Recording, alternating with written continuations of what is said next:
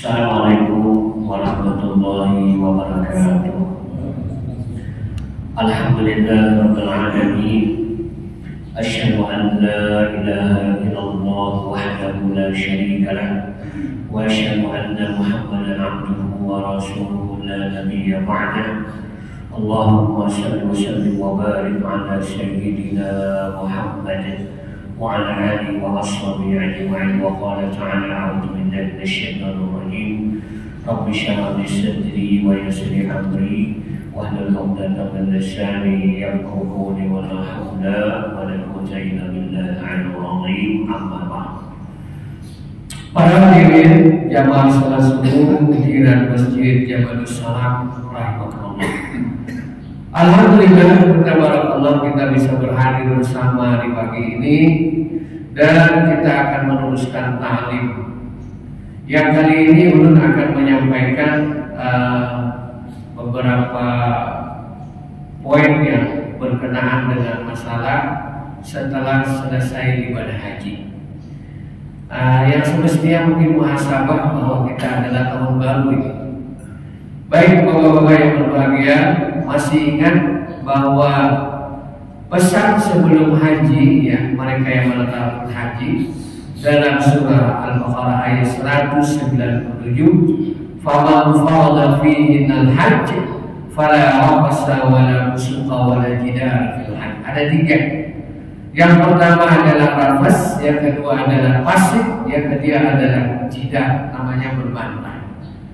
Dan yang kedua, ya, bahwa haji ini perbekalan terbaik untuk haji, fa'inna khairaz zadi taqwa. Perbekalannya adalah bertakwa kepada Allah. Artinya sebelum berhaji itu adalah dia sudah menjadi orang yang bertakwa kepada Allah. Nah, ada tujuan daripada puasa, Bapak. Tujuan daripada puasa dengan ayat surah Al-Baqarah itu la'allakum tattaqun. Tujuannya, poinnya untuk puasa, mereka melakukan puasa, dan itu adalah berdampak menjadi orang yang bertakwa kepada Allah. Nah, ada pun masalah salat yang sangat fundamental sekali. Pesan sebelum salat itu adalah bersuci. Idza qumtum ila salat faghsilu wujuhakum wa aydakum ila al-marafiq famsahu bi ru'usikum ila al-ka'bayn. Sebelum sholat maka basuhlah mukamu, tanganmu, kemudian usaplah kepala. Ya, ini adalah wudu. Nah, setelah sholat, Pak, pesannya lagi, fa'idza qudiyatis sholat fazkurullah qiyaman wa qu'udan wa 'ala junubikum. Sama pesannya habis sholat itu dengan masalah haji. Nah, dalam surah Al-Baqarah ayat 200 dan sampai 201 kita akan baca. A'udzu billahi minasy syaithanir rajim. Fa idza qadaytum manasikakum fazkurullaha ka dzikrikum aba'akum aw ashadda dzikra.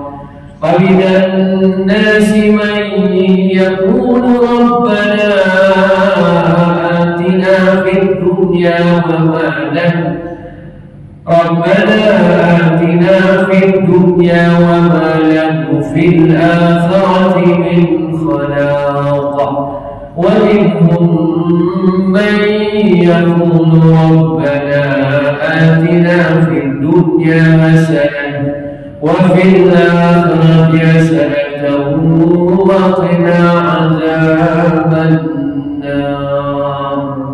فإذا قضيتم مناسككم, dan apabila setelah selesai kalian menunaikan perjalanan haji kalian dan sudah pulang ke kampungnya masing-masing, fazkurullah, maka kalian konsekuensinya adalah jangan lalai. Artinya kalian tetap ingat kepada Allah Subhanahu wa Ta'ala. Sama dengan pesannya, Pak, adalah sholat. Baiklah, ada yang sholat, fazkurullah. Apabila kalian salat, maka ingatlah kepada Allah Ta'ala. Nah, ulun ingat Bapak bahwa pengelolaan ingat ingat itu para hadirin adalah dikelola oleh otak namanya. Bapak ingat itu, mengingat apa nih? Mengingat di kantor, mengingat istri di rumah. Itu adalah pengelolaan namanya otak. Kalau misalnya kita berzikir di mulut, kita baca Al-Quran, baca zikir, baca Quran, baca tasbih, ini namanya zikir lisan. Zikir lisan ini para hadirin untuk membantu memasukkan supaya kita ingat kepada Allah Subhanahu Wa Taala. Nah begini.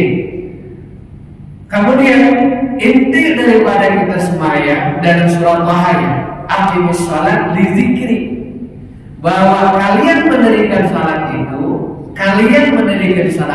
li zikri, lil khusus namanya, bahwa mengkhususkan supaya kalian mengelola otak kalian tidak boleh lupa dengan Tuhan. Gitu ya. Aqimus shalat li zikri, kalimatnya ada li namanya. Li zikri, lil khususi li zikri, sehingga ketika kita ada ruang lalai lupa dengan Tuhan, nah itu dianggap adalah aib namanya, dianggap adalah lalai.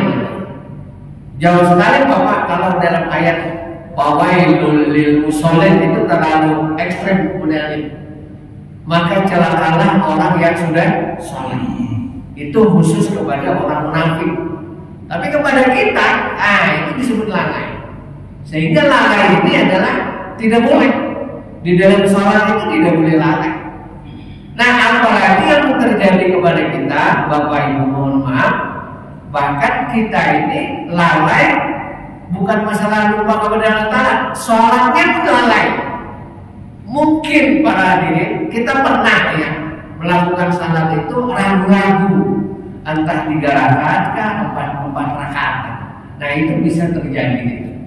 Nah dalam kasus itu menurut hadis Nabi Sallallahu Alaihi Wasallam, orang itu dilalaikan karena Nabi oleh iblis syaitan.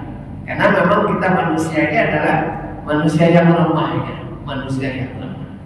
Baik bapak-bapak, kita sambung. Fadhkurullah, maka kalian janganlah lalai, tetaplah dikelola agar ingat kepada Allah. Kadzikrikum aba'akum aw asyadda dzikra. Kadar kita ingat, kadar mengelola otak kita untuk ingat kepada Allah. Bagaimana kadarnya? Kadzikrikum kamisli dzikrikum. Seumpama kalian ingat kepada bapakmu. Kita punya ayah, punya bapak yang sudah meninggal nih. Bapak kita sudah 5 tahun, 10 tahun, 20 tahun meninggal. Dan itu para hadirin, kita tidak pernah lupa dengan abah kita. Karena kita bercermin aja, mungkin muka kita agak mirip abah kita, hidung kita agak mirip abah kita, dan kita hampir tidak pernah lupa dengan abah kita. Diingatkan, bapak-bapak, al asyadda dzikra, atau yang kedua adalah lebih hebat, lebih ingat, lebih bagus lagi daripada ingatannya daripada abah kita, mana mati daripada itu. Mungkin abah kita ada terkadang lupa lagi, tapi kepada Tuhan jangan. Palingan nasi mayyakudu, dan sebagian orang yang bertawaf itu di Ka'bah Al-Musyarrafah.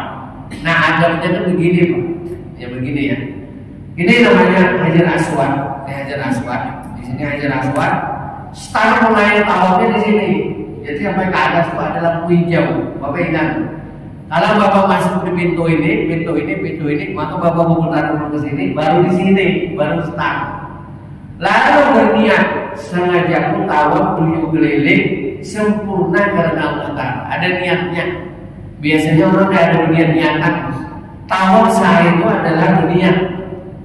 Nah sengaja pun tawaf di Ka'bah ini 7 keliling sempurna. Allahumma labbaik labbaik la syarika lak, innal hamda wa ni'mata lak wa la syarika. Allahumma labbaik. Putar sini, lalu dibaca ini subhanallah walhamdulillah wa la ilaha illallah wallahu akbar. Putarannya ini. Atau baca subhanallah wa bihamdihi subhanallahil azim gitu. Atau baca subhanallah itu yang dibaca nih. Yang dibaca di sini tasbih yang dibaca.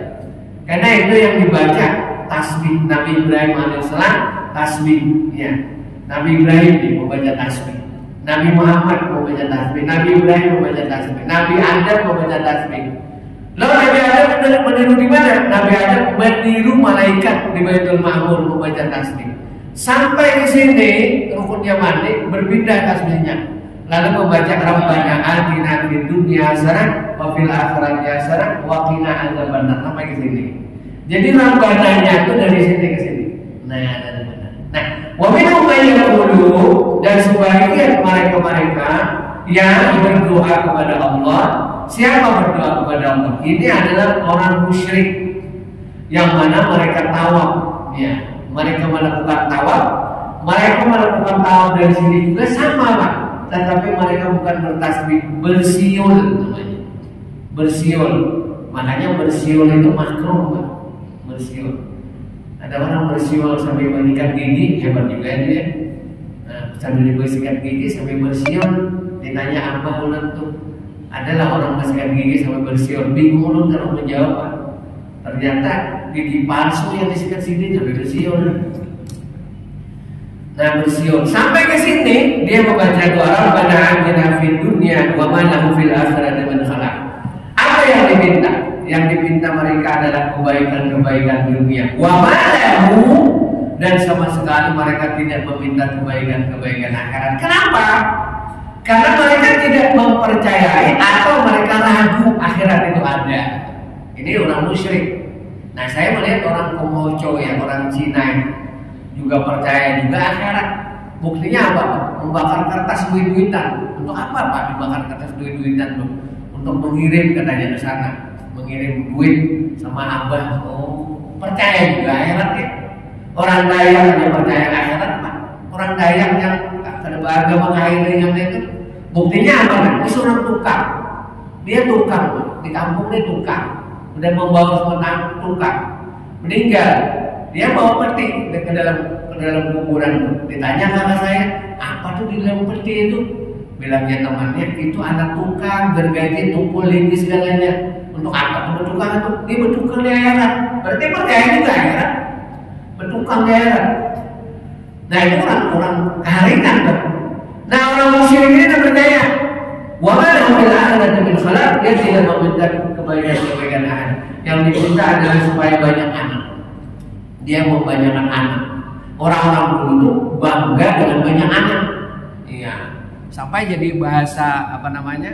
Bahasa Indonesia ya. Bahasa Indonesia menjadi slogan gitu. Banyak anak, banyak rezeki gitu. Tapi sekarang berubah bosan katanya. Kenapa? Banyak anak, banyak masalah, bosan. Iya, masalah, menyelesaikan masalah tanpa masalah. Menurut itu kurang pas, juga bisa nambah masalah itu. Nah, baik, minta banyak anak, minta kebun-kebunnya melimpah, ternak-ternaknya banyak anak-anaknya, dan itu kabul.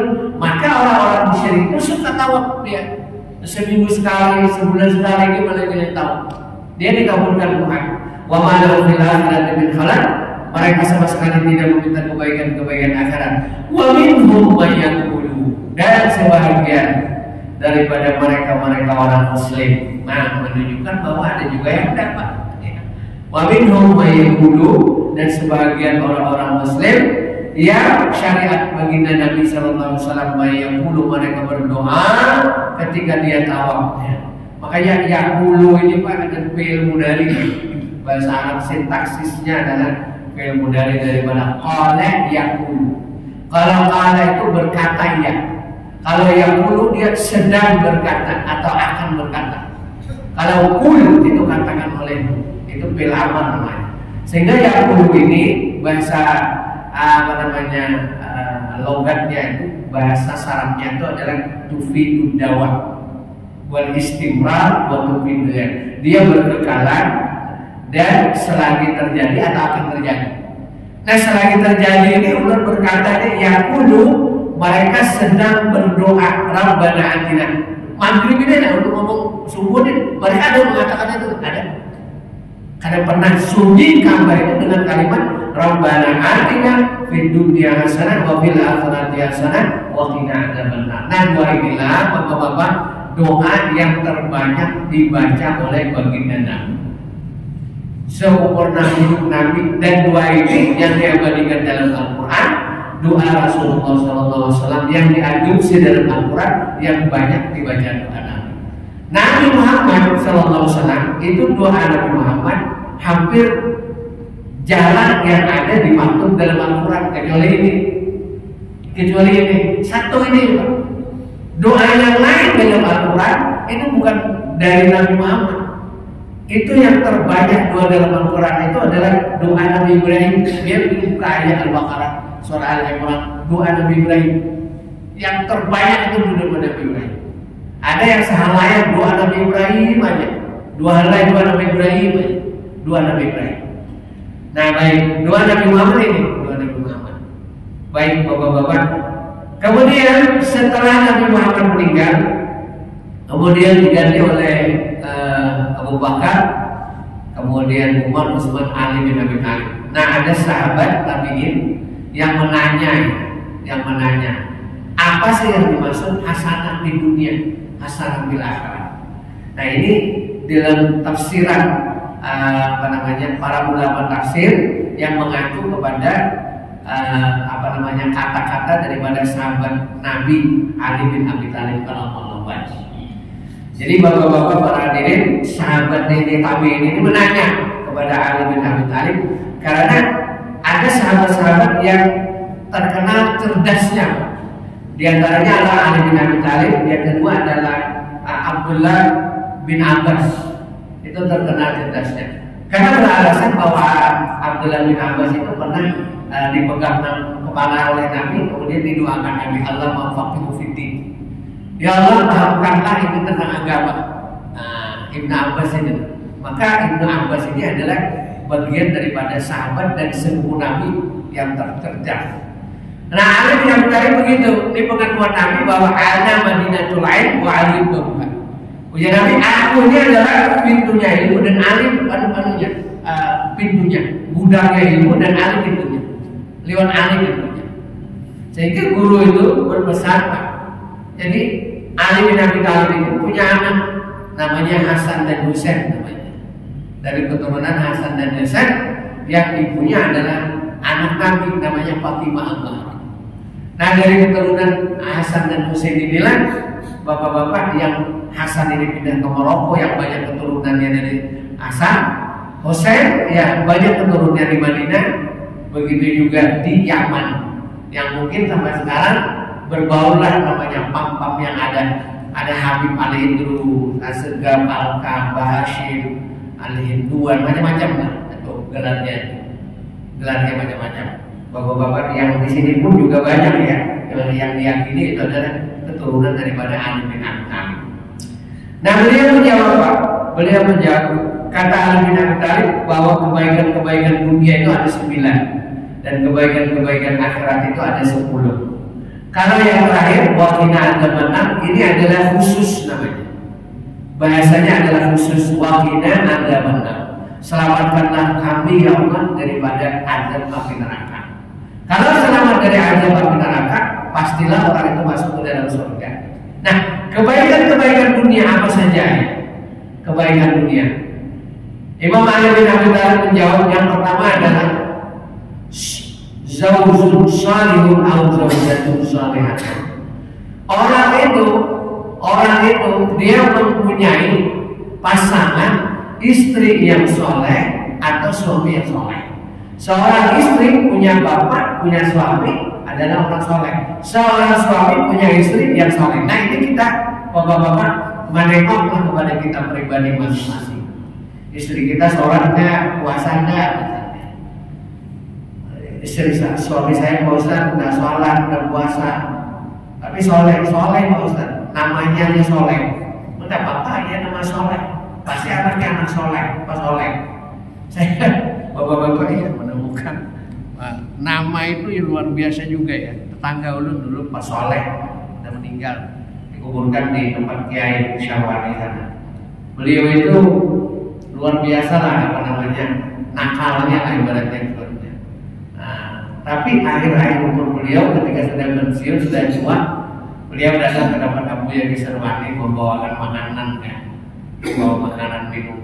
Sering ke sana, ya Abu ya kesini aja Pak, kayak Pak Kai kesini aja. Sering ke sana. Nah, habisnya bertobat lah jalan-jalan. Ditanya dia, nama Bian siapa? Soleh. Oh pas air lagi air. Soleh, air umurnya itu jadi soleh. Akhirnya dikuburkan di Pondok Al-Banjari dengan nama Soleh.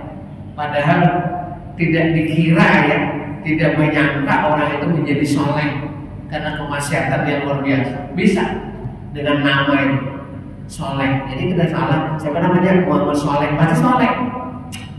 Nah suami istri yang soleh. Tentu Bapak ini adalah mewanti-wanti bahwa sebelum kita punya istri, sebelum kita punya anak menantu, maka menurut hadis lah pasbar bidit tadi berjana. Kau pilih agama, maka kau akan selamat. Tapi nyatanya kata kacamata kuda kita memilih 3 macam.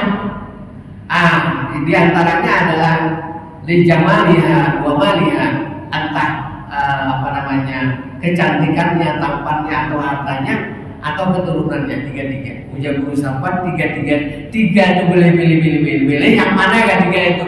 Tapi yang keempat ini tidak boleh tidak dipilih gitu Pak.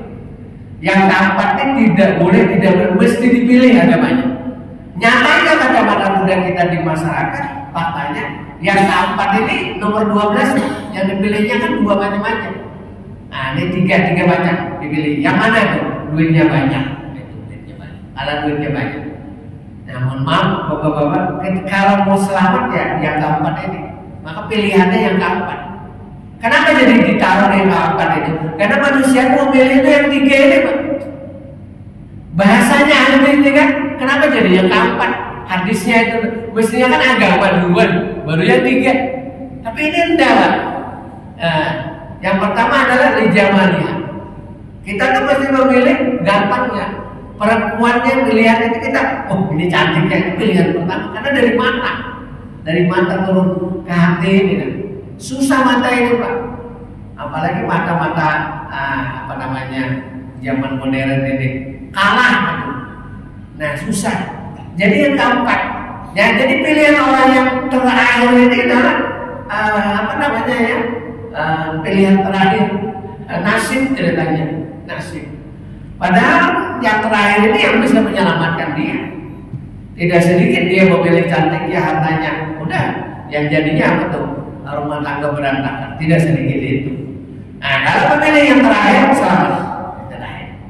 Yang kedua adalah ayat dibel ilmu wal amal. Orang yang mendapatkan hasanah di dunia, dia menyenangi. Ya, ayat dibel ini adalah menyenangi al-ilmu wal amal, adalah ilmu dan amal. Di mana ada pengajian ikut, semua di mana? Jangan bersyarat ikutlah, walau mengantuk-antuk. Karena bapak duduk aja mengantuk-antuk. Nah, mendengarin ilmu dan berniat mengamalkan ilmu yang ada itu. Apa nih ilmunya? Mau diamalkan. Apa ilmu diamalkan? Karena amat bergantung sekali bapak. Kebahagiaan kita ini adalah dengan ilmu. Sudah banyak-banyaknya. Jangan merasa sudah punya ilmu lah. Aku sudah belajar sama sebulan karena perlu belajar lagi. Jangan. Dengarin aja siapapun. Ada juga yang eksklusif, kamu tidak boleh mendengarin pengajian selain aku kata guru. Iya, apa namanya ini didongkret sama gurunya. Sehingga orang lain tidak boleh. Ada dulu pernyataan Adi Hidayat bahwa jangan mendengarkan ceramah-ceramah Adi Hidayat, ya, karena berbahaya. Kenapa jadi takut mendengarkan ceramah Adi Hidayat? Takut ikut ke Adi Hidayat. Padahal yang disampaikannya adalah Al-Quran al-Hadis. Qurannya jelas, ayat sekian, pojokan sekian, jelas. Kenapa takut jamaahnya mendengarkan ceramah Adi Hidayat? Kenapa takut jamaahnya mendengarkan yang orang Jawa itu Gus Bahar? Ya, ceramah Gus Bahar. Ini masalahnya kepada ulun Pak, Gus Bahar itu adalah ulun kan mengantik. Ceramah Gus Bahar bahasa Jawa aja banyak. Orang Jawa pahamnya Pak, orang Banjar ada paham sekali. Kecuali ditaruh ada PJKT ini bahasa Indonesia baru kecil lagi tulisannya Gusbah ya, itu. Nah itu yang kelihatan yang mempunyai Bapak, buktinya orang tua alim itu Pak, buktinya orang tua alim itu kalau ditanya menjawab ada dalilnya itu, ada ini menjawab juga saka handal awal harus ada dalil. Nah dulu di Mekah itu namanya Profesor Dr. Said Ali Al-Maliki namanya. Profesor Dr. Said Ali Al-Maliki, beliau itu mengajar hadis di Ummul Qura. Nah, di Universitas di Mekah ini pada nanti mengajar di rumahnya. Nah itu kalau diskusi ditanya menjawab, diskusinya menjawab. Itu tanda-tanda alim namanya. Nah, ada dalil, kemudian Al-Qurannya apa, hadisnya apa, Qurannya apa. Gus Baru apa Quran? Begitu juga ada yang hafal Quran. Nah main-main hafal Quran kita nih kuliah periode itu balik-balik. Jangan kan hafal Quran satu juz amma aja, apa namanya belepotan amalannya kan juz amma. Ini hafal Quran itu apa? Ya ilmu dan amal. Jadi dia suka ilmu dan amal. Jadi manapun boleh. Kita mau mulai. Tidak eksklusif ya, tidak eksklusif. Ada dulu sirat agil ceramah. Ustadz ya, kan 72 golongan Ustadz. Golongan yang satu aja masuk surga, yang lain kan masuk neraka. Bila sirat agil ada juga hadis juga bahwa umat Muhammad itu terbagi daripada 73 golongan. Hadis riwayat Hakim, satu golongan masuk neraka, 72 masuk surga semua. Kembali hadisnya, dan itu tidak diriwayatkan oleh Muslim. Kok diangkat banget gitu hadis, diangkat luar biasa. Tapi hadis yang lain misalnya, karena diriwayatkan oleh Muslim, itu dipotong hadisnya. Nah sehingga berbahaya itu kalau disebut kira-kira guru kelompok siapa aja yang paling sunnah, paling masuk surga. Kita aja. Nah, lalu mengkafirkan kelompok lain masuk neraka itu tidak boleh. Ini berbahaya. Sehingga mendiskriminasikan, menghina kepada kelompok-kelompok lain. Buktinya, kalau ketemu teman-teman dia senyum sapa, berpelukan ramah. Kalau ketemu kelompok yang lain bukan kelompok dia, meramu. Nah ini buktinya yang terjadi ini. Ini dia tidak boleh seperti Islam ini bersatu. Kita aja alhamdulillah di Indonesia ini walaupun banyak ideologi ya tetap aja senyum ramah. Jangan merasa dia aja paling masuk dalam surga. Kayaknya surga itu habisnya hanya mengambil seorang kayak gitu kan. Nah ditanya guru cara Tuhan memberikan jalan masuk surga itu banyak guru, jalan kerja guru banyak. Sebanyak apa tuh? Dijawab sini Pak. 9 nafas manusia dari Nabi Adam sampai hari kiamat. Bisa nggak menghitung nafas manusia? Banyaknya caranya itu masuk surga. Ditanya lagi, ada orang nanya guru, kayak apa jalan bisa masuk surga? Banyak guru. Di sini banyak. Sebanyak apapun, sebanyak hujan tetesan hujan dari Nabi Adam sampai sekarang. Jawabannya berbeda lagi Pak. Nah itu orang alim namanya. Minamlah bisa menghitung banyak jalan cara orang masuk surga, bukan hanya masuk surga. Nah ilmu dan amal. Yang ketiga, rizqan halalan thayyibah. Dia diberikan Tuhan kebaikan-kebaikan dunia adalah diberikan rezeki yang halal yang baik. Tambahan dari guru Pak, berlebihan, cukup berlebihan bisa memberi orang. Cukup berlebihan dan bisa memberi orang. Rizqan halalan itu luar biasa. Kalau kita melihat yang orang koruptor yang luar biasa itu banyak triliun di penjara 6 tahun aja, mestinya itu dibunuh, tembak aja. Ini di penjara 6 tahun, dia triliunan itu, potong tangan ya kan, potong tangan. Ini enggak ya di penjara berapa tahun lagi, karena akhirnya bisa disogok, gampang menyogok. Rizqan halalan Bapak, jadi kita tidak irilah pada mereka yang rezekinya haram, tidak usah ada orang izin. Ya, mobilnya, rumahnya, segalanya. Paling juga pada mati 5 tahun, 10 tahun, mati juga orang sudah tua juga. Kemudian yang keempat adalah ayusan bil zalimin nas. Dia selamat dari kezaliman manusia. Orang lain ya ketipu di kampung dia enggak. Nah sampai Pak, dia punya sawah, di persawahannya itu yang lain itu dimakan tikus padinya, padi dia enggak. Yang lain kecurian. Ya, dia punya burung ya, di situ hilang, di situ hilang. Dia punya burung di rumah, di luar aja hilang. Nah, itu namanya selamat daripada kedoliman orang. Yang selanjutnya ya, maqbulul ibadah wa doa. Makbul ibadahnya diterima Tuhan, doanya juga dikabulkan Tuhan. Jadi dua yang kita panjatkan itu bahwa semuanya syarat hukumnya benar, maka pasti dikabulkan Tuhan. Cuma kita aja kada tahu. Bisa dikabulkan secara istiak, bisa dikabulkan menolak bala yang turun kepada kita, bisa dikabulkan merubah apa yang diinginkan, bisa dirubah. Bapak misalnya mau meminta motor Nmax, ternyata dirubah Tuhan dapat Avanza yang terbaru, kan bisa berubah. Nah, karena itu yang terbaik menurut Tuhan, bukan terbaik menurut kita. Kalau bapak misalnya anak bapak yang kecil yang umur 2 tahun, 3 tahun minta pisau, bapak kasih enggak? Nggak mungkin. Nah, anak yang 7 tahun minta motor, misalnya minta motor, nggak mungkin dikasih. Paling sepeda aja lah. Karena kalau dijulukin pisau, dijulukin motor bisa berbahaya dia. Nah itu kebaikan Tuhan kepada manusia. Cuman kita aja kurang memahami. Nah ada juga doa yang makbul juga, cuma tidak dikabulkan di dunia, di akhirat dikabulkan. Jadi pastilah doa itu dikabulkan. Makbul ibadah, ibadahnya diterima Tuhan. Nah ibadah diterima Tuhan ini Pak, ada syarat rukunnya formal. Yang kedua adalah non formal namanya. Liya'budullah mukhlisina lahu-din. Contoh, kalau misalnya syarat korban itu adalah kambingnya 2 tahun, ya, jadi kita perlulah waspada bahwa ada biro akikah yang menawarkan 3.500.000 itu sudah masak, dapat sate sekian, acar sekian, nasi, kerupuk, kemudian gulai dengan biaya 3.500.000.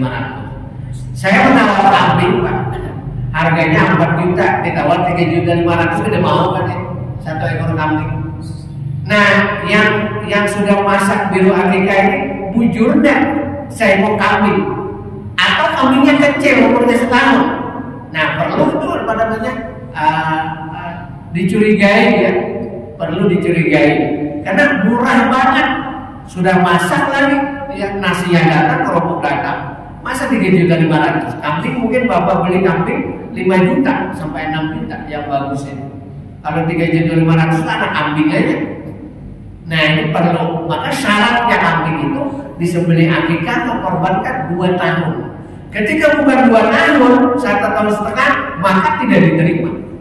Nah akan diterima karena tidak cukup syarat itu. Nah yang kedua adalah liya'budullah mukhlisina lahu. Itu masing-masing ya. Masing-masing. Itu kita tidak bisa mendikti kepada orang ada enak, tidak bisa. Itu kepada kita pribadi dengan Tuhan. Enak atau tidak itu kita yang mengetahui. Yang selanjutnya adalah tatmainul qulub busyra bil hayatid dunya. Orang yang mendapatkan kebaikan dunia, dia diberikan Tuhan adalah ketentraman hati. Tatmainul qulub itu adalah ketenangan namanya. Tumaninah itu adalah tenang. Tatmainul qulub busyra bil hayatid dunya. Dia bahagia dunia dan akhirat. Nah, ini penting ini nih. Bahwa kehidupan di rumah tangga kita adalah kehidupan yang bahagia, sakinah ya, mawaddah warahmah. Bapak Ibu yang mulia yang berbahagia, yang selanjutnya adalah ittiba'us sunnatur rasul. Bahwa kebaikan dunia dia tidak keluar daripada sunnah Nabi, tidak keluar daripada apa yang disyariatkan oleh baginda Nabi, tidak keluar daripada itu. Nah, kelakuan-kelakuannya ideologi dia tidak akan keluar. Karena sunnah Nabi itu banyak sekali. Bukan hanya tertera pada janggut aja, bukan karena pakaian aja orang pakai gamis itu, bukan. Ya. Sunnah Nabi itu sangat banyak. Menghafalan Quran itu sunnah Nabi. Ya, menghafalan Quran sunnah Nabi. Membaca Quran sunnah Nabi. Bangun malam sunnah Nabi. Bersedekah sunnah Nabi. Senyum sunnah Nabi. Dan ada bersedekah misalnya, senyum kepada orang itu sunnah Nabi. Cuma jangan tidak senyum harus dari kalian sampai ke sini. Itu benar-benar gila dan senyum. Nah ini senyum itu sunnah Nabi. dia senyum kelompok mereka. Kalau kelompok lain daripada kelompok dia, mereka bakalan senyum. Nah ini tidak boleh senyum kepada orang muslim. Semuanya baik-baik aja. Menyangka itu baik kepada orang ya. Jangan menyangka orang masuk neraka. Lu ada pertanyaan ya? Menyangka yang sampai sekarang jadi pertanyaan. Waspada itu ya guru harus dan kita lakukan. Tapi suudzon itu haram. Suudzon itu haram. Nah, pian mengunci sepeda motor, mengunci rumah. Kalau ditanya kenapa jadi mengunci sepeda motor, kenapa jadi mengunci motor, mengangkat kacanya, dikunci mobil itu, pasti jawaban pian di otak tuh mobil, motor, rumah supaya aman. Aman dari apa? Ya dari curi-curi orang, kan gitu. Kenapa jadi ada paspornya? HP supaya hilang bisa dilacak, ada GPS. Kenapa ditaruh GPS? Supaya kalau ada orang maling mau bawa mobil kita bisa melacak. Nah itu menyangka orang maling itu juga itu suudzon namanya. Menyangka orang maling. Waspada boleh, waspada harus sunnah baca wajib. Cuma menyangka orang maling itu suudzon. Bisa memang ya. Dua kasus ini. Bila yang mengunci sepeda motor pasti di hati, dalam hati itu supaya jangan diambil maling. Kayaknya umat Nabi Muhammad pada manusia ini jadi maling sebenarnya, gitu kan? Gimana caranya ya supaya bisa itu kan kadar suudzon sama orang? Nah itu pertanyaannya itu nanti bulan depan kan jawabannya Pak. Insya Allah bulan depan kalau ada kesempatan lagi 2-3 bulan. Biar dulu suruh berpikir dulu bisa kan membuang suudzonnya. Ini pertanyaan cerdas supaya otak kita apa namanya bekerja ya. Ya kalau tidak dapat bulan depan nanti belum jawab. Supaya berpikir kan gimana caranya supaya suudzon. Kayaknya umat Nabi Muhammad ini paling berat, ya kan? Enggak kayak gitu kan? Suudzon. Yang ke-8 ya, yang ke-8. Nah, hasanah di dunia yang ke-8 adalah wa auladu abrara. Tuhan memberikan bahwa anak-anaknya 2, 3, 10 abrara, yakni adalah berbakti kepada ayah ibu. Coba ya, bayangkan ya. Kebahagiaan itu nah, kebaikan dunia itu anak 4 anaknya baik-baik semua. 5 anaknya baik-baik semua. Tidak ada yang apa namanya itu yang membalik atau orang banyak itu tidak ada. Yang nakal itu tidak ada. Baik-baik semua. Ini anak Sidin berapa? 27 anak Sidin. Anak guru 27. Baik semua, tidak ada yang baik. Ya, pedagang yang baik, yang soleh. Jadi ustaz sudah ustaz yang hebat, yang soleh. Jadi apa namanya pegawai yang soleh. Dari 27. Wow, ada 2 abrana. Nah itu namanya kebaikan dunia. Yang terakhir ini adalah ini karunia Tuhan memang. Ya.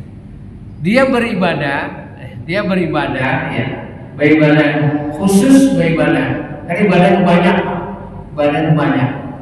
Berzikir, baca Quran ibadah juga. Baca salawat, baca istighfar ibadah juga. Cuma yang khusus ibadah itu kepada Tuhan. Kita sebagai hamba itu adalah sembahyang. Sholat itu khusus namanya. Nah, ketika dia sholat, ketika dia baca Quran, ketika dia apapun dalam bentuk ibadah, dia merasa lezat. Ayatullah bahwa dia menyembah Allah Subhanahu Wa Taala, beribadah kepada Allah Taala itu adalah dia merasa lezat. Lezat itu bahasa Arab, bahasa Indonesia sama, mananya adalah lezat. Maka ada restoran namanya lazizah itu. Laziz itu adalah restoran yang enak, lezat. Kayak model dia makan makanan minuman yang lezat, itu merasa nyamannya ini. Cuman makanan minuman relatif kan. Ada yang mengatakan ini enak, ada yang mengatakan ini enggak. Ini yang enak, yang lain. Jadi beribadah itu lezat. Nah, diantaranya sembahyang tadi. Ya, karena ada anjuran ya bahwa orang yang lezat beribadah itu qad aflahal mu'minun alladzina hum fi sholatihim khashi'un. Beruntung banget orang yang sholat orang mukmin itu adalah dia mendapatkan kekhusyuan kepada Allah Ta'ala. Nah itu disebut Tuhan beruntung namanya. Khusyuk bahasa Indonesia. Dari sembahyang tadi, dari takbir sampai salat itu khusyuk. Nah, merasa nyaman. Kita tidaklah merasa lezat kayak sahabat-sahabat Nabi itu, kayak model kayak Ali bin Abi Thalib ketika dia sembahyang kena panah jadi dicabut panahnya tuh kesakitan. Ujar Ali bin Abi Thalib, tunggu aku sembahyang dulu. Setelah sembahyang serakat, dia ada 2 rakaat dicabut itu panahnya bisa. Ya, akhirnya selesai. Darah banyak keluar. Ditanya sudah panah tadi sudah dicabut belum? Sudah pada sahabatnya. Nah itu luar biasa yang model seperti itu. Kita tidak sampailah ke makam yang model begitu. Nah, kepada kita yang awam ini bahwa sembahyang kita tidak lalai, cukup aja sudah. Sembahyang kita ketika kita takbir sampai salat merasa nyaman itu udah cukup. Kita sembahyang merasa nyaman, jangan merasa belum kesan nyaman. Ya. Karena orang sembahyang ada yang merasa khusyuk, merasa nyaman bacaan imamnya. Oh imamnya bacaannya enak. Di mana itu? Bacaan dulu sebenarnya Ustaz di kampung Ulu ini ayatnya imamnya itu aja, itu aja. Aku sembahyang berlain Ustaz. Misalnya, ya boleh aja lah ya. Yang khusus itu boleh karena bacaannya, boleh karena ini itu. Tapi yang intinya itu adalah kita sembahyang khusus sembahyang. Ya, karena kita punya indera, pendengaran, penglihatan. Tapi bukan berarti musuh itu lupa dengan segala-galanya. Nah juga Nabi Sallallahu Alaihi Wasallam pernah mendengar anak kecil menangis. Nabi cepat salat ayatnya namanya. Ditanya, ya Rasul, kok cepat ayatnya pendek? Ujar Nabi, aku tadi mendengar anak kecil menangis. Barangkali ibunya nanti terganggu. Tuh bisa. Jadi bisa. Nah makanya bapak-bapak para hadirin, ada sebuah hadis yang penyebaran bagi ulama-ulama hadis, ulama-ulama itu muskilah. Muskilah itu susah sehingga menjadi buku ya. Penjabaran tafsir hadis itu banyak pembicaraannya. Sebenarnya satu hadis saja. Hadisnya adalah hadis sahih bahwa Nabi Muhammad ketika sembahyang Nabi Muhammad 2 rakaat. Nabi itu 2 rakaat. Lalu ada orang mengatakan, Juliadain namanya. Ujar Juliadain, ya Rasul, apakah sembahyang ini dikasar 2 rakaat kan? Atau sembahyang yang 4 rakaat dirubah jadi 2. Ujar Nabi, aku sembahyang 2 rakaat ini aku tidak lupa. Walau kesiru dan aku juga tidak mengkasar. Nabi itu tidak lupa dan tidak mengkasar. Apakah benar apa yang dikatakan Juliadain kita mengerjakan salat ini 2 rakaat dohor atau asar? Ujar sahabat dari benar Rasul. Kemudian Nabi naik lagi lalu mengerjakanlah 2 rakaat dan sujud sahwi. Nah inilah menjadi segaran hukum bikin. Andai kata tidak ada itu kayak apa kan jadinya? Ulama menjadikan hukum kepada kita. Yang kita ini adalah lalai kepada Nabi kan malah dari situ. Jadi Nabi aku tidak lupa. Nabi kan tidak lupa. Ada kita ini lupa, rakaatnya lupa. Rasa 3, rasa 4, rasa 3, rasa 4. Bingung jadinya. Apalagi akhir-akhir bulan lupa harus rakaatnya sudah. Nah, lupa. Nah, penyebaran hadis itu panjang, ya. Karena ini terjadi kepada Nabi dan menjadi sebuah hukum kepada kita. Baik bapak-bapak yang berbahagia, ya kita berharap ya, walaupun sesekali, setahun sekali kan, atau seumur hidup sekali kan, bahwa kita merasakan bagaimana rasanya tuh lezatnya orang beribadah sembahyang. Dari ulama-ulama ini. Ya. Kenapa jadi sembahyang? Karena mereka merasa nyaman, merasa senang. Nah, baik bapak-bapak kepada Nabi sembahyang punya Nabi. Juliatul Quratul Aini bisalah. Aku dijadikan Tuhan oleh Allah Subhanahu Wa Taala. Sembahyang itu adalah Quratul Aini. Quratul Aini itu adalah menyenangkan. Jadi Nabi berlama-lama menyenangkan sembahyang. Bahkan dalam disunahkan man ahliya Ramadan mailah hadis syakat kadamahu dul lebih warna. Nah, saya pun mudah mengatakan, saya kemudian aku ini menjalani diriku ya, bahwa aku tahu bahwa baginda Nabi itu malam bangun sembahyang malam. Ya. Aku ini jarang bangun malam. Saya pun mudah. Bahkan Nabi Muhammad sembahyang malam itu karena kelama berdiri, batis Nabi itu sakit. Kan dapat kerabat itu, batis Nabi itu sakit. Ada kita sakit juga, kebanyakan berdiri. Apakah kebanyakan, ada juga sakit juga batis, apa namanya itu, kaki gajah, kebanyakan guling. Iya.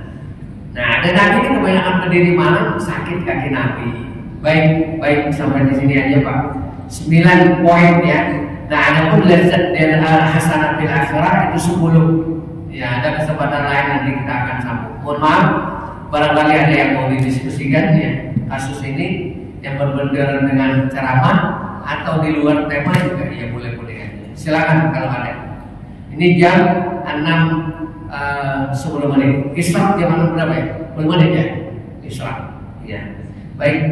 Ada yang didiskusikan boleh silakan kalau ada. Ini kayaknya paham semuanya nih atau sudah mulai lapar kayaknya Pak ya. Iya, udah lapar udah disiapin makanan tuh kan. Jadi keganangan makanan harus keringat lagi pengajian. Ada orang mutaharid la ilaha illallah cuman bawa keringat lagi Tuhan Pak. Ingat karena makan harus. Baik, para hadirin sampai di sini ya apa yang perlu sampaikan. Kalau itu ada kebaikan-kebaikan adalah minallah subhanahu wa ta'ala. Kalau itu salah untuk maaf ampun ya. Apa yang perlu sampaikan. Semoga kita semua selamat dunia akhirat, mati beriman, anak-anak kita jadi anak saleh dan salehah. Allah berikan rezeki yang halal, hajat-hajat kita makbul, husnul khatimah. Amin. Ila hadratin Nabi. Al-Fatihah. Bismillahirrahmanirrahim. Alhamdulillahirabbil alamin. Ar-Rahmanir-Rahim. Maliki yaumiddin. Iyyaka na'budu wa iyyaka nasta'in.